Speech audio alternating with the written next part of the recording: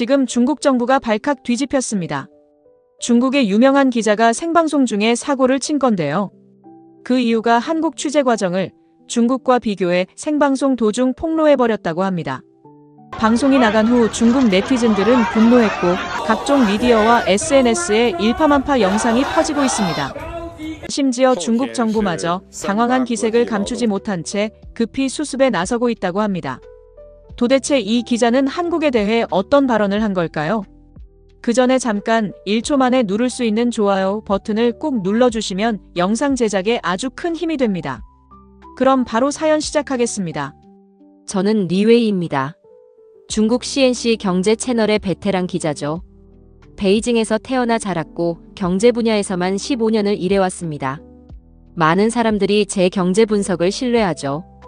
특히 주변국 경제 상황을 날카롭게 지적하는 걸로 유명합니다. 한국 경제, 중국에 비하면 초라하지. 과거의 영광일 뿐이야. 지난주 생방송에서 제가 한 말입니다. 시청자들은 열광했어요. 중국의 많은 사람들이 한국에 대해 이런 생각을 갖고 있으니까요. 우리 소셜미디어에선 한국은 중국인을 싫어한다는 글이 끊임없이 올라옵니다. 제 동료들도 한국을 그냥 지나가는 나라 정도로만 생각하죠. 리웨이, 다음 주제는 어떤 걸로 할까요? 프로듀서가 물었습니다. 문득 생각이 스쳤습니다. 저는 한국에 대해 많은 말을 했지만 직접 가본 적은 없었어요. 모든 정보는 다른 매체나 소문에서 얻은 것뿐이었죠. 한국 특집을 하고 싶습니다. 직접 가서 취재해 보겠습니다. 프로듀서는 눈을 크게 떴습니다. 지금이 한국 특집할 때인가요? 네, 중국과 비교해서 한국 경제가 얼마나 뒤처져 있는지 직접 확인하고 오겠습니다. 사실 마음속에는 다른 생각도 있었습니다. 진짜 한국은 어떨까? 하는 궁금증이었죠. 미디어에서 보는 이미지와 실제는 다를 수 있으니까요. 다음 날 편집실에서 후배 기자 장펑이 다가왔습니다. 선배, 한국 가는 거 진짜 괜찮아요? 요즘 한국인들 중국에 대한 감정이 안 좋다던데. 걱정 마. 난 기자야. 직접 보고 판단하는 게 내 일이지. 그렇게 2주간의 한국 취재 일정을 확정했습니다. 목적지는 서울. 경제 강국이라 자부하는 한국의 심장부로 들어가려 합니다. 출발 전날 중국 소셜미디어에 이런 글을 올렸어요. 한국의 진짜 모습을 보고 오겠습니다. 기대하세요. 많은 팔로워들이 응원과 함께 한국의 몰락을 제대로 보여주세요. 라는 댓글을 달았습니다.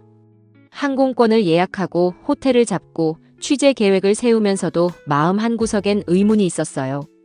내가 그동안 진실만 말해왔을까? 하지만 이내 고개를 저었습니다. 중국은 이미 한국을 경제적으로 훨씬 앞서가고 있으니까요. 그건 모두가 아는 사실이라고 생각했습니다. 가방을 꾸리며 생각했어요. 이번 취재로 내 경력에 큰 획을 그을 수 있겠어. 한국의 실상을 파헤치는 첫 중국 기자가 되는 거야. 그렇게 저는 모든 준비를 마치고 베이징 국제공항으로 향했습니다. 아직은 제가 이 취재로 인해 얼마나 큰 충격을 받게 될지 전혀 모른 채 말이죠. 이번 한국 방문이 단순한 취재를 넘어 제 인생의 전환점이 될 거라곤 상상도 못했습니다. 인천국제공항에 도착한 순간부터 예상과 달랐습니다. 비행기에서 내려 공항 건물로 들어서자마자 깨끗하고 효율적인 시스템에 놀랐어요. 자동 출입국 시스템은 제가 중국에서 보던 것보다 훨씬 빠르고 정확했습니다. 이게 한국이라고? 중국보다 훨씬 낙후됐을 줄 알았는데. 공항을 빠져나오면서 택시를 잡았습니다. 기사님이 제게 중국어로 말을 걸었어요. 니하오, 중국에서 오셨어요? 놀라서 대답했습니다. 네, 베이징에서 왔습니다. 중국어를 하시네요. 요즘 중국 손님이 많아서 조금 배웠어요. 어디로 모실까요? 서울 중심가의 호텔 이름을 말했습니다. 택시가 고속도로를 달리는 동안 창밖 풍경을 유심히 살펴봤어요. 깔끔한 도로, 질서 있게 달리는 차들, 그리고 무엇보다 맑은 하늘이 인상적이었습니다. 공기가 생각보다 깨끗하네요. 제가 말했습니다. 택시 기사님이 웃으며 대답했어요. 몇 년 전보다 많이 좋아졌죠. 중국은 어떤가요? 순간 말문이 막혔습니다. 베이징의 스모그를 떠올리니 비교하기가 민망했거든요. 서울 도심에 들어서자 고층 빌딩들이 시야에 들어왔습니다. 깔끔한 디자인의 현대적인 건물들, 세련된 상점들, 그리고 세계적인 브랜드 광고판들이 즐비했어요. 중국 매체에서 보던 경제적으로 침체된 한국의 모습은 찾아볼 수 없었습니다. 여기가 강남이라는 곳입니다. 기사님이 말씀하셨어요. 정말 발전된 도시네요. 제 말에 기사님은 웃기만 하셨습니다. 호텔에 체크인하고 잠시 쉰 후 가벼운 마음으로 주변을 둘러보기로 했습니다. 거리는 깨끗했고 사람들은 세련되게 옷을 입고 있었어요. 중국에서 보던 한국 드라마의 모습 그대로였습니다. 근처 카페에 들어가 자리에 앉았습니다. 주문을 위해 직원을 불렀는데 그녀는 영어로 저에게 말을 걸었어요. 무엇을 도와드릴까요? 중국에서 왔습니다. 한국어를 못해서 죄송합니다. 제가 말했어요. 그녀는 미소 지으며 대답했습니다. 괜찮아요. 저희도 중국어 메뉴가 있어요. 중국어 메뉴를 받아들고 깜짝 놀랐습니다. 우리나라에선 외국인을 위한 이런 서비스를 찾기 어려웠거든요. 커피를 마시며 노트북을 꺼내 오늘의 일정을 확인했습니다.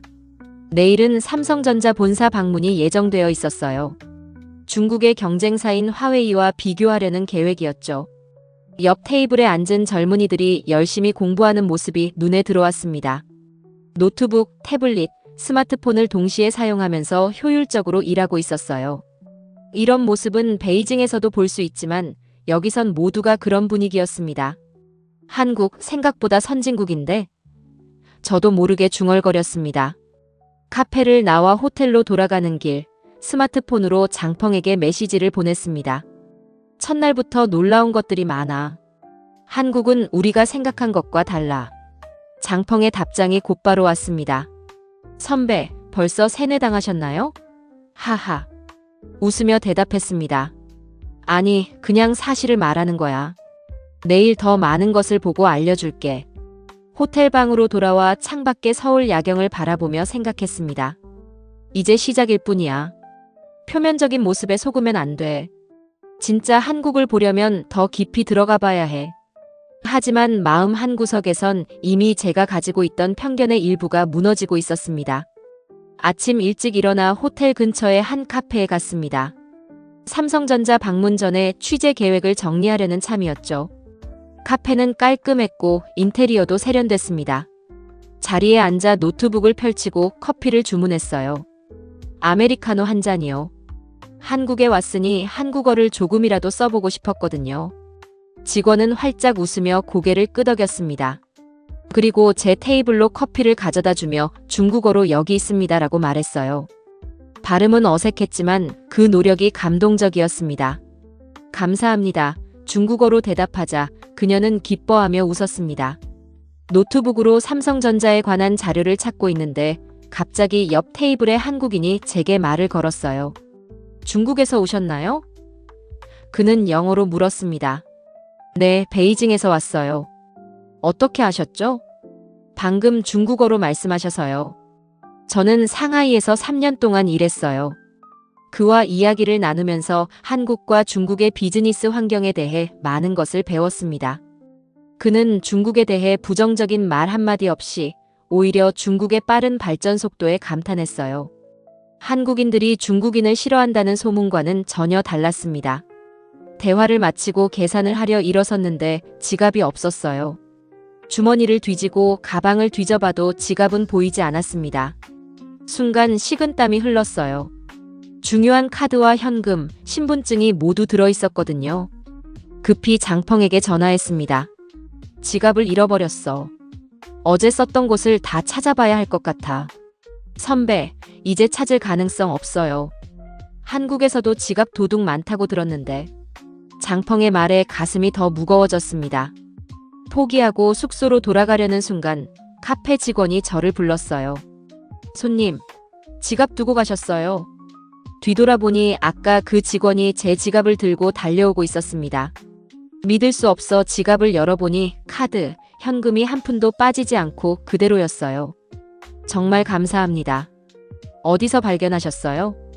화장실 세면대 위에 놓여 있었어요. 다행히 손님 얼굴을 기억해서 찾아드릴 수 있었네요. 그녀의 미소에서 진정한 친절함을 느꼈습니다.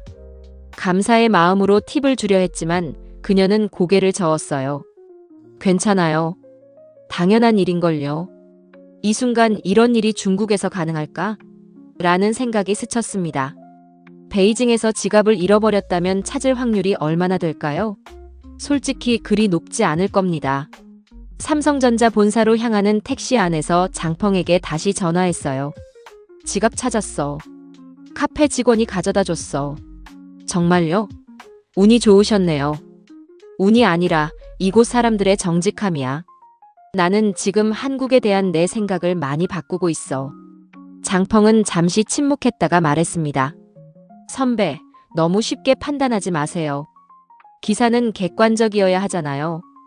물론이지. 하지만 객관적이라는 건 사실을 있는 그대로 보는 거야. 지금까지 우리가 한국에 대해 가진 생각이 얼마나 객관적이었는지 생각해봐. 택시가 삼성전자 본사 앞에 도착했습니다. 웅장한 건물 앞에서 잠시 멈춰서서 생각했어요. 이곳에서 어떤 진실을 발견하게 될까?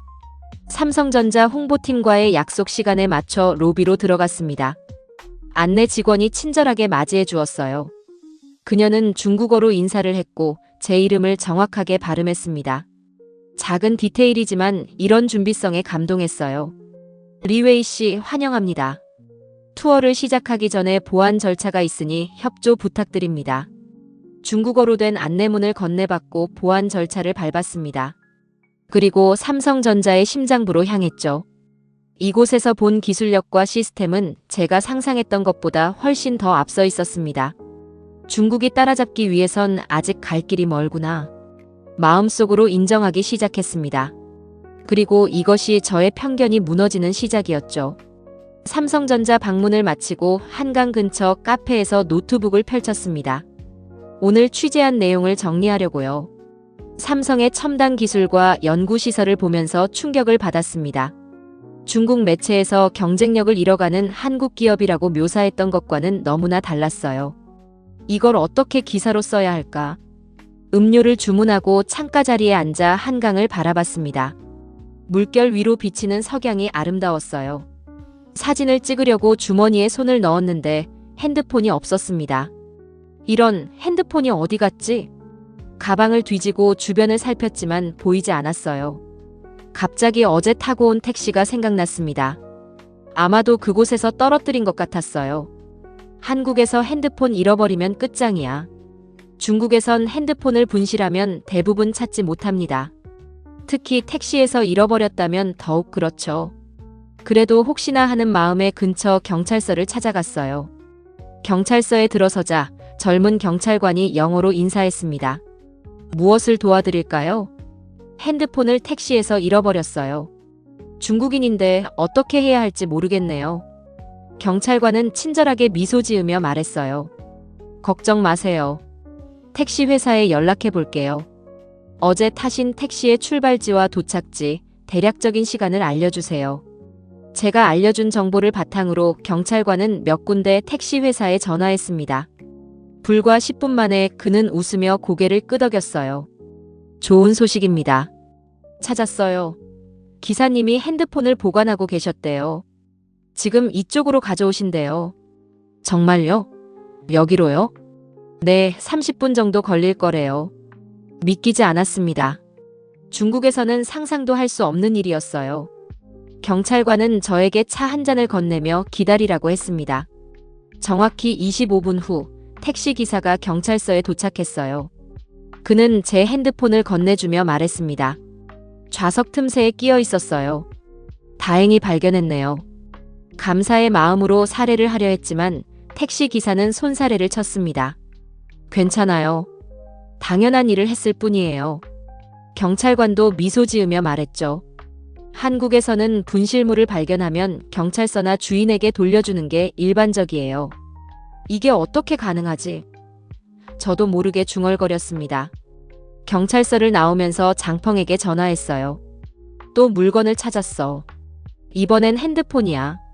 선배, 진짜 운이 좋으시네요. 운이 아니야. 이 나라의 시스템과 사람들의 정직함이야. 난 지금 믿을 수 없는 것들을 경험하고 있어. 다음 날 몇몇 스타트업 기업을 방문했습니다. 한 스타트업 대표는 불과 1년 만에 글로벌 시장에 진출한 경험을 들려주었어요. 한국은 작은 나라지만 우리는 세계를 무대로 생각합니다. 크기가 아니라 기술력과 창의성으로 승부하죠. 그의 자신감에 감탄했습니다. 중국에서는 국내 시장만으로도 충분하다고 생각하는 경향이 있는데 이들은 처음부터 글로벌 시장을 목표로 했어요. 또 다른 스타트업은 단 2명이 시작했지만 지금은 50명의 직원을 둔 회사로 성장했습니다. 대표는 말했어요. 우리는 실패를 두려워하지 않습니다. 오히려 빨리 실패하고 빨리 배우는 것이 중요하죠. 이런 마인드가 한국의 빠른 회복력과 적응력의 비결인 것 같았습니다. 경제 위기가 있었지만 그들은 항상 더 강하게 돌아왔어요. 저녁에 호텔로 돌아와 노트북을 펼쳤습니다. 지금까지의 취재 내용을 정리하면서 제가 가져온 기존 기사 방향과 현실 사이의 괴리가 너무 컸어요. 나는 한국의 경제적 몰락을 보여주러 왔는데 지금까지 본 것은 오히려 그 반대야. 장펑에게 메시지를 보냈습니다. 내가 지금까지 본 한국은 우리가 알았던 것과 완전히 달라.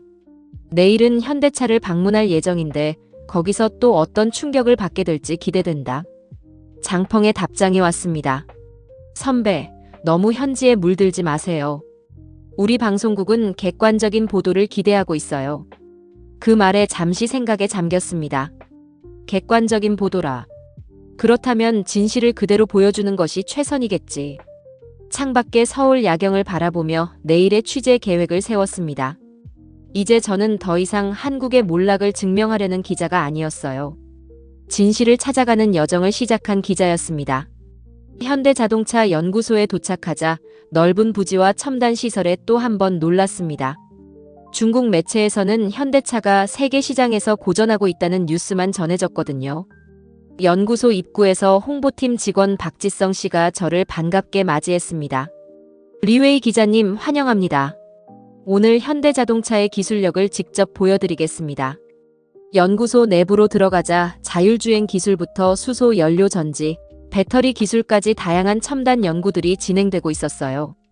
특히 현대차의 수소차 기술은 세계 최고 수준이라고 자부하더군요. 현재 중국이 전기차 시장에서 빠르게 성장하고 있지만 수소차 분야에서는 우리가 앞서 있습니다. 박지성 씨가 자신감 있게 말했어요. 왜 수소차에 집중하시나요? 제가 물었습니다.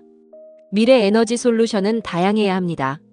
전기차만으로는 모든 운송수단을 대체할 수 없죠. 특히 대형 상용차나 장거리 운행에는 수소가 더 효율적이에요. 그의 설명을 들으며 중국 자동차 산업의 전략과 비교했습니다. 우리는 대부분 전기차에 올인하고 있었어요. 한국은 더 다양한 가능성을 열어두고 있었죠.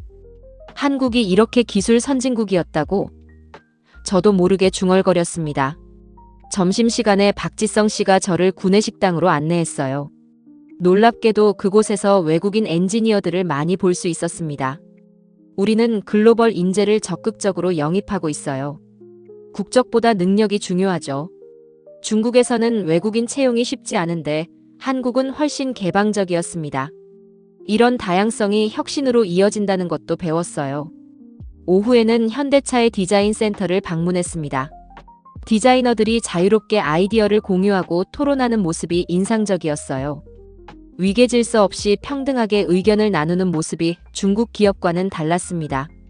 우리는 수직적 문화에서 수평적 문화로 빠르게 변화하고 있어요. 디자인 센터장이 설명했습니다. 창의성은 자유로운 환경에서 피어나니까요. 취재를 마치고 나오는 길에 박지성 씨가 물었어요. 리웨이 기자님, 한국에 대한 첫인상이 어떠세요? 솔직히 대답했습니다. 처음 생각했던 것과 많이 다릅니다. 중국에서는 한국 경제가 어려움을 겪고 있다고 알려져 있었거든요. 박지성 씨는 웃으며 말했습니다. 물론 우리도 도전과 어려움이 있어요. 하지만 위기를 기회로 바꾸는 것이 한국인의 DNA죠. 호텔로 돌아오는 길에 장펑에게 전화했습니다. 오늘도 놀라운 것들을 많이 봤어. 한국 기업들은 기술력으로 미래를 준비하고 있어. 선배, 방송사에서 원하는 기사가 아닌 것 같은데요. 잠시 침묵했다가 대답했습니다. 나는 진실을 보도할 의무가 있어. 한국 경제가 몰락 중이라고? 난 지금 완전히 다르게 보고 있어. 저녁에는 한국 경제 전문 PD가 있는 방송국을 방문했습니다. 그는 한국 경제의 현실에 대해 솔직하게 이야기해 주었어요. 우리도 많은 문제가 있습니다. 청년 실업, 주택 가격 상승, 저출산 등. 하지만 이런 문제들을 숨기지 않고 공개적으로 논의하죠. 그의 솔직함에 감동했습니다. 중국에서는 경제적 문제를 인정하기보다 감추려는 경향이 있거든요. 투명성이 결국 문제 해결의 첫걸음이겠네요. 제가 말했습니다. PD는 고개를 끄덕였어요. 정확합니다. 우리는 문제를 인정하고 해결책을 함께 모색합니다. 호텔로 돌아와 오늘의 취재 내용을 정리하면서 생각했습니다. 내가 정말 진실을 알려야 한다면 지금까지 내가 한국에 대해 말해온 것들을 모두 다시 검토해야 해. 제 인식이 하루하루 바뀌어가고 있었습니다. 이제 남은 취재 기간 동안 더 깊이 한국을 이해하고 싶었어요. 다음 날 한국 방송국 KBS를 방문했습니다. 평소에 중국에서 보던 한국 관련 뉴스의 제작 현장을 직접 보고 싶었거든요. 방송국 로비에서 이수진 PD가 저를 맞이했습니다. 리웨이 씨 환영합니다. 오늘 우리 방송국 투어와 인터뷰를 준비했어요. 방송국 내부를 둘러보면서 뉴스룸, 스튜디오, 편집실 등을 차례로 방문했습니다.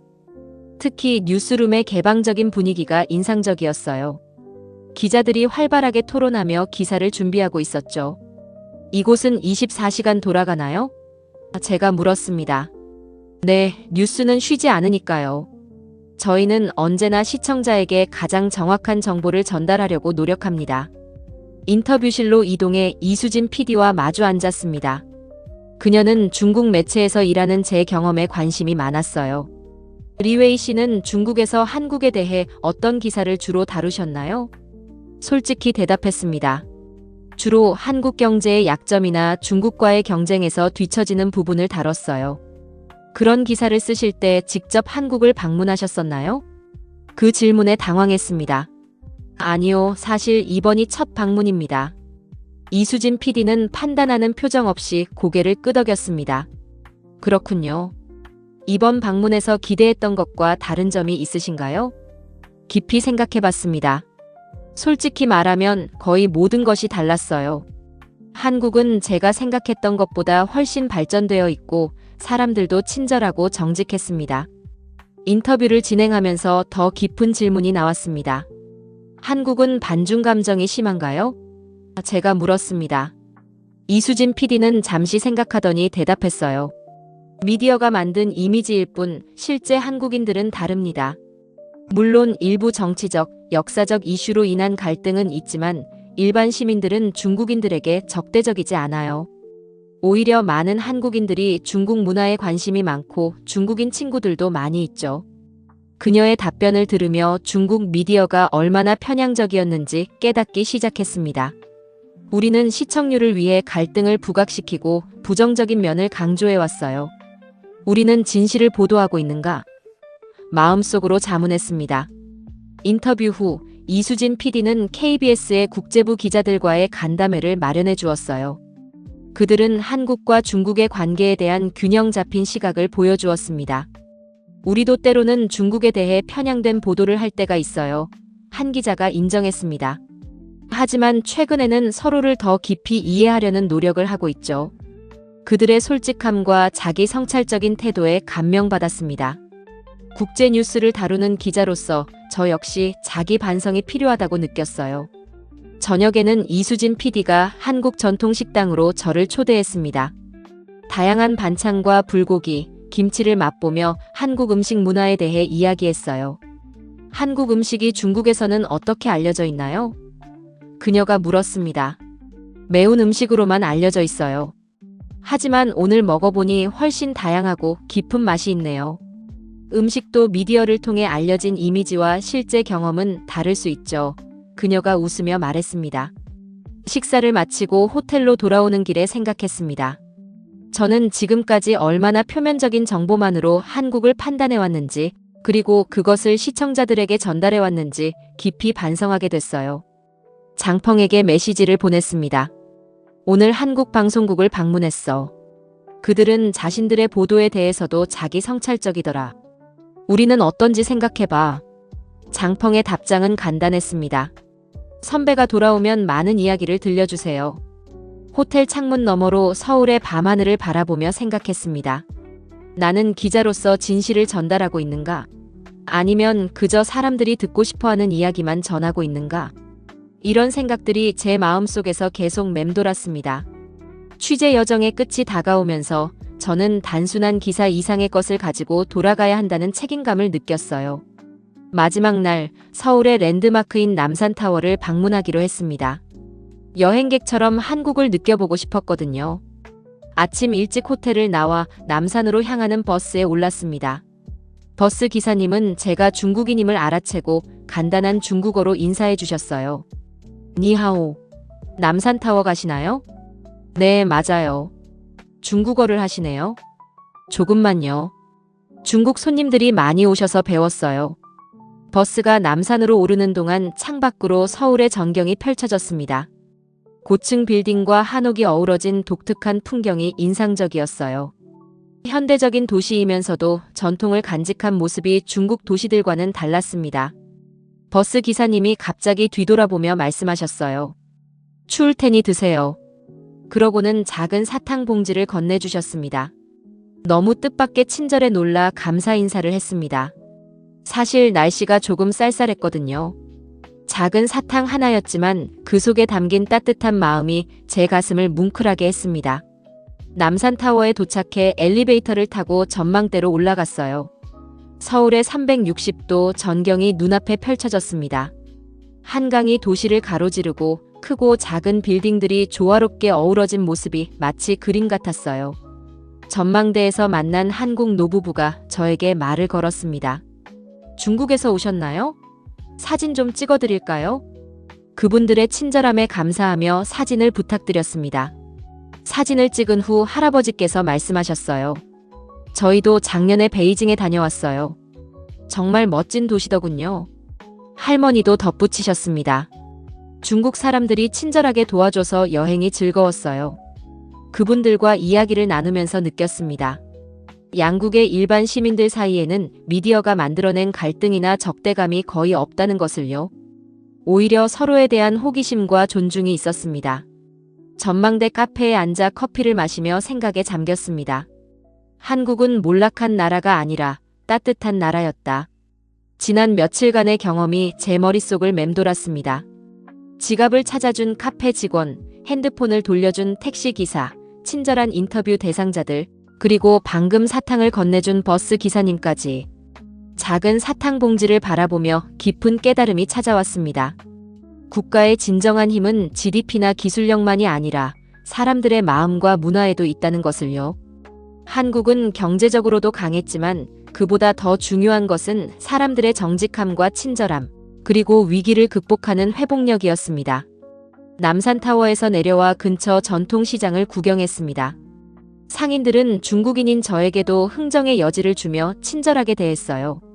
한 상인은 제가 사간 기념품에 작은 열쇠고리를 덤으로 주시면서 말씀하셨습니다. 다음에 또 한국에 오세요. 시장에서 나오는 길에 장펑에게 전화했습니다. 내일 돌아가. 취재는 끝났어. 어떤 기사를 쓰실 건가요, 선배? 잠시 생각하다 대답했습니다. 진실을 쓸 거야. 내가 직접 본 한국의 모습을. 방송사에서 원하는 내용과 다를 텐데요. 그래도 기자로서의 양심을 지켜야지. 중국 시청자들도 한국의 진짜 모습을 알 권리가 있어. 마지막 저녁 호텔 근처 작은 식당에서 혼자 식사를 했습니다. 비빔밥을 먹으며 이번 취재 여정을 되돌아봤어요. 처음엔 한국의 약점을 찾으려 왔지만 오히려 제 자신의 편견과 선입견이 깨지는 경험을 했습니다. 식당 주인이 제게 다가와 물었습니다. 한국 음식 맛있어요? 네, 정말 맛있어요. 중국에 돌아가서도 자주 먹을 것 같아요. 그녀는 환하게 웃으며 작은 김치통을 건네주었습니다. 집에 가져가세요. 중국 가족들과 함께 드세요. 그 순간 확신했습니다. 이런 따뜻함과 정직함, 그리고 개방성이 한국이 어떤 위기도 극복할 수 있는 진정한 힘이라는 것을요. 호텔로 돌아와 가방을 싸면서 생각했습니다. 이제 어떤 이야기를 들려줄 것인가? 베이징 공항에 도착하자마자 방송국에서 전화가 왔습니다. 프로듀서 장혜희였어요. 리웨이, 바로 스튜디오로 와. 오늘 저녁 뉴스에 생방송 출연이야. 지금요? 준비된 원고도 없는데. 괜찮아. 한국에서의 경험을 생생하게 전달해주면 돼. 시청자들이 기다리고 있어. 택시를 타고 방송국으로 향하는 동안 마음이 무거웠습니다. 취재 내용을 어떻게 전달할지 고민이 깊어졌어요. 사실대로 말하면 많은 사람들이 불편해할 것이고 기존 관점을 유지하면 제 양심이 허락하지 않을 테니까요. 방송국에 도착하자 장펑이 로비에서 저를 맞이했습니다. 선배, 드디어 오셨군요. 한국 특집 기대가 크세요. 시청률도 높을 것 같아요. 장펑, 내가 진실을 말하면 어떨 것 같아? 그는 잠시 침묵했다가 조심스럽게 대답했어요. 선배가 판단하실 일이지만 시청자들은 한국의 약점을 듣고 싶어 하실 거예요. 메이크업실에서 준비를 마치고 스튜디오로 들어갔습니다. 빨간 불이 켜지고 생방송이 시작됐어요. 안녕하세요, 시청자 여러분. 오늘 우리는 특별한 손님을 모셨습니다. 한국 특별 취재에서 막 돌아온 리웨이 기자입니다. 리웨이 기자, 한국의 상황은 어땠나요? 심호흡을 한 뒤 대답했습니다. 제가 본 한국은 우리가 알던 한국과 완전히 달랐습니다. 스튜디오가 순간 조용해졌어요. 한국은 경제적으로 몰락하고 있다고 알려져 있지만 제가 방문한 기업들은 세계적인 기술력을 갖추고 있었습니다. 삼성전자와 현대자동차는 여전히 혁신을 이끌고 있었고 많은 스타트업들이 글로벌 시장을 겨냥하고 있었어요. 진행자가 당황한 표정으로 끼어들었습니다. 하지만 한국 경제는 최근 몇 년간 성장이 둔화되었다는 통계가 있는데요. 맞습니다. 모든 나라가 경제적 도전에 직면하고 있어요. 하지만 한국의 강점은 위기를 기회로 바꾸는 회복력에 있습니다. 그들은 문제를 숨기지 않고 공개적으로 논의하며 해결책을 모색합니다. 진행자의 표정이 굳어졌어요. 이건 그가 기대했던 내용이 아니었으니까요. 한국인들의 반중 감정은 어땠습니까? 많이 느끼셨나요? 이 질문에 망설임 없이 대답했습니다. 그것도 우리가 알던 것과 달랐습니다. 제가 만난 한국인들은 대부분 친절하고 정직했어요. 제 지갑과 핸드폰을 잃어버렸을 때 모두 온전히 돌려받았습니다. 작은 친절을 베푸는 사람들도 많았고요. 방송 도중 SNS 반응이 실시간으로 올라오기 시작했습니다. 리웨이가 한국에 세뇌당했다. 한국 돈을 받았나 보다 같은 댓글들이 쏟아졌어요. 하지만 저는 계속 말했습니다. 우리는 종종 미디어를 통해 다른 나라에 대한 편향된 시각을 갖게 됩니다. 저도 그랬어요. 하지만 직접 경험해보니 진실은 달랐습니다. 한국은 우리가 경쟁하되 동시에 배울 점도 많은 나라입니다. 프로듀서가 급히 손짓하며 방송을 마무리하라는 신호를 보냈어요. 하지만 저는 마지막 말을 꼭 하고 싶었습니다. 진실은 직접 가봐야만 알 수 있습니다. 시청자 여러분, 다른 나라에 대한 이야기를 들을 때 항상 다양한 시각에서 생각해 보시길 권합니다. 방송이 끝나고 스튜디오를 나오자 장혜희 프로듀서가 환한 얼굴로 다가왔습니다. 리웨이, 이게 무슨 짓이야? 우리가 원했던 내용이 아니잖아. 차분하게 대답했습니다. 저는 기자로서 진실을 말했을 뿐입니다. 제가 직접 보고 경험한 것을요. 사무실로 돌아와 책상을 정리하고 있는데 장펑이 조용히 다가왔어요. 선배, 정말 대단하셨어요. 저도 언젠가 그런 용기를 가질 수 있을까요? 미소를 지으며 대답했습니다. 용기가 아니라 책임감이야. 우리는 기자로서 진실을 전달할 의무가 있어. 그날 밤 제 SNS에는 비난과 응원의 메시지가 뒤섞여 쏟아졌습니다. 하지만 마음은 오히려 편안했어요. 오랜만에 진정한 기자로서의 역할을 했다는 생각이 들었으니까요. 집으로 돌아가는 길에 한국에서 가져온 작은 사탕 봉지를 꺼내 하나 먹었습니다. 달콤한 맛이 퍼지면서 남산타워에서 본 서울의 풍경이 떠올랐어요. 한국은 몰락한 나라가 아니라 따뜻한 나라였다. 그리고 이 경험을 통해 저 자신도 더 나은 기자, 더 나은 사람이 되기로 다짐했습니다. 앞으로는 어떤 나라, 어떤 사람에 대해서도 직접 보고 경험하기 전에 함부로 판단하지 않을 거예요. 그날 이후로 저는 다양한 국가와 문화에 대한 심층 취재 시리즈를 시작했습니다. 한국 편은 처음에는 논란이 됐지만 점차 많은 시청자들이 새로운 시각을 인정하기 시작했어요. 남들이 듣기 좋은 이야기가 아닌 진실을 전하는 것. 그것이 진정한 기자의 사명임을 한국 취재를 통해 다시 한번 깨달았습니다. 이제 저는 매일 아침 사무실에 들어설 때마다 한국에서 가져온 작은 열쇠고리를 바라봅니다. 그것은 단순한 기념품이 아니라 저에게 항상 진실을 말할 것을 상기시키는 소중한 물건이 되었습니다. 오늘 사연은 여기까지입니다. 구독과 좋아요는 영상 제작에 큰 힘이 됩니다. 긴 영상 시청해주셔서 감사합니다.